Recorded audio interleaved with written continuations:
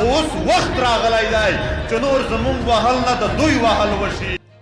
پاکستانی حکومت ته د منظور پښتین اخطار وایي د پښتنو سیمه کې نور ستاسو واک نه چلیږي. نور یې له خپلې خولې واورئ او چینل هم سبسکرایب کړئ. نو وطن دی چې ستا د پلار دا جرأت چې کېدلی چې ما موږ باندې کې اوس وخت راغلی دی چې په دې خاوره باندې نور هر هغه غاضب چې دا خاوره ته جبر ته د دغې خاورې غلامۍ ته راغلی دی چې هغه د دغې ځمکې نه وشړو چې دی د چمن ګیټ بند کړي ته یې د کیلې ګیټ بند کوه راوځه. د یو ژبې ورونه یو یو قام یو ولې سره لانجه یو د خپلې خاورې نه به دا غاضبان شړو خپله خاوره خپل وطن به جوړوو.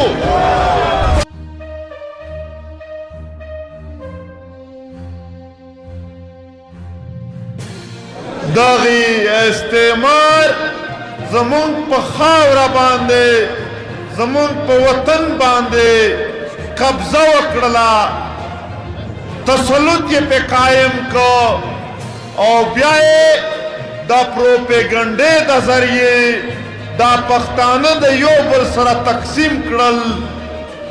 بیا یې د تشدد د لارې سره تقسیم کړل یعنی چرته یې په جیلونو کې اچوه چرته په میډیا پروپیګنډا ورته کوه چرته په اخبار او په ټي وي کې دوی ذلیلوه چرته په نصاب کې داسې پالیسي راوله چې پښتون قام تقسیم وي خو البته په دې خاوره باندې د پښتنو اختیار نشته دی ځکه پښتانه